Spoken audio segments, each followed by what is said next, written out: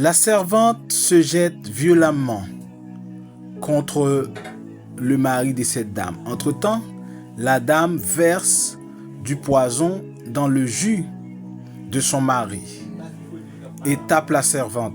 Qu'est-ce que vous êtes en train de faire? Et la servante s'enfuit. Et le mari demande à sa femme d'aller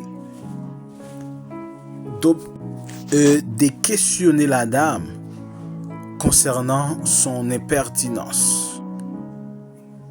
Et la madame fait semblant d'être très fâchée et s'en va après la servante. Mais arrivée dans la cuisine, au lieu de la parler violemment, elle est en train de la remercier.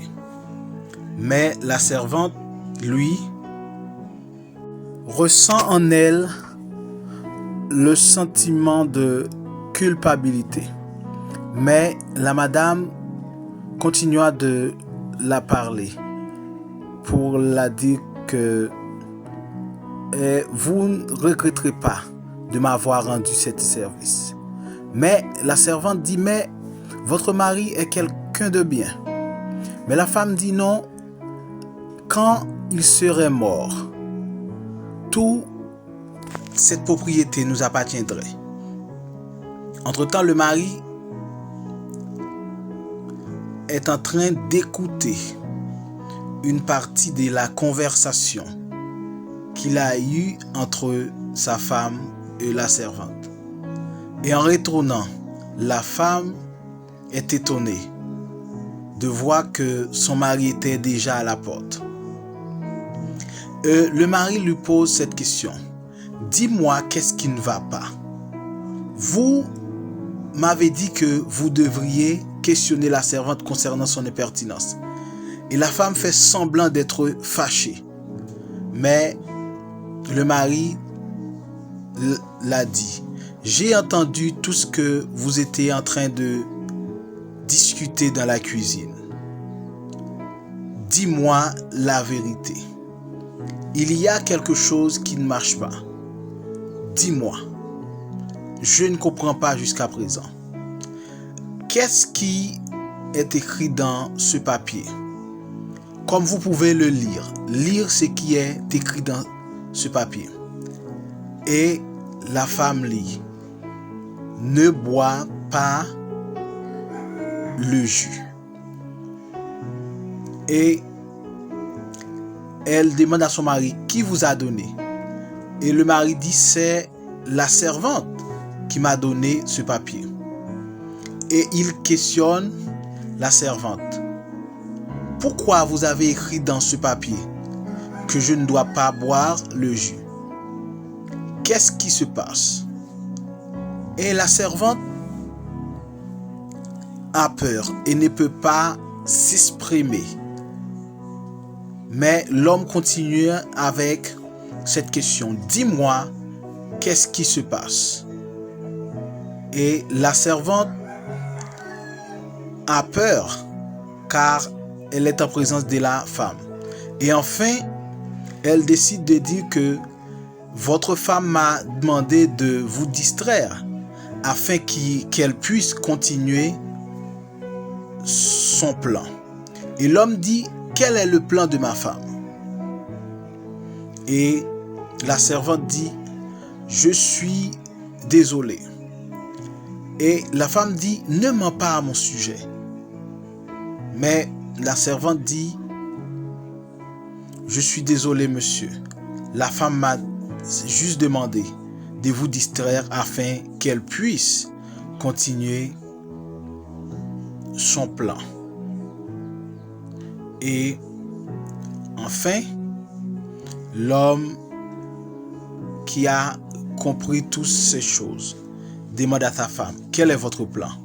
Pourquoi vous avez mis du poison dans mon jus? Mais la femme continuait à affirmer que la servante ment et dit, ne le croyez pas, elle est en train de mentir à mon sujet. comment pouvez-vous croire que j'ai mis du poison? Et l'homme dit, ne vous en faites pas, je vais apporter le jus. Et si vous n'avez pas mis quelque chose dedans, vous allez boire le jus.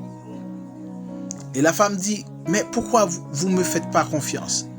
L'homme dit, je vous ai fait confiance, mais vous devez boire dans le jus si vous n'avez pas mis du poison dedans.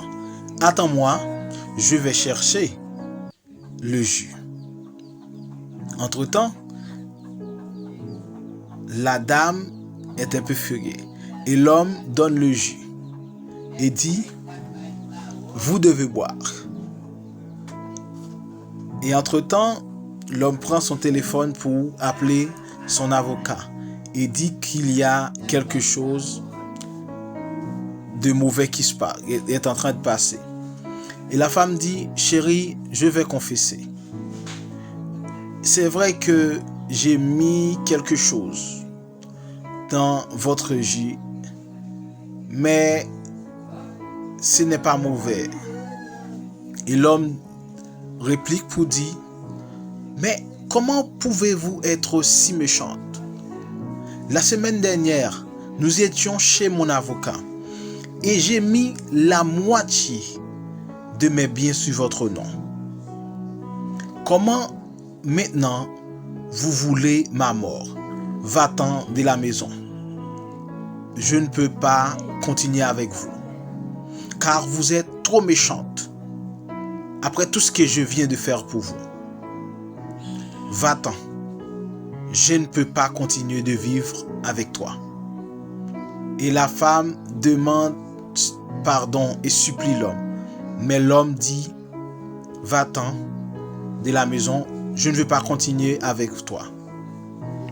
Et après tout, l'homme s'adresse à la servante pour dire, je vous remercie beaucoup. N'aie pas peur, car si c'était par toi, je serais déjà mort. Merci.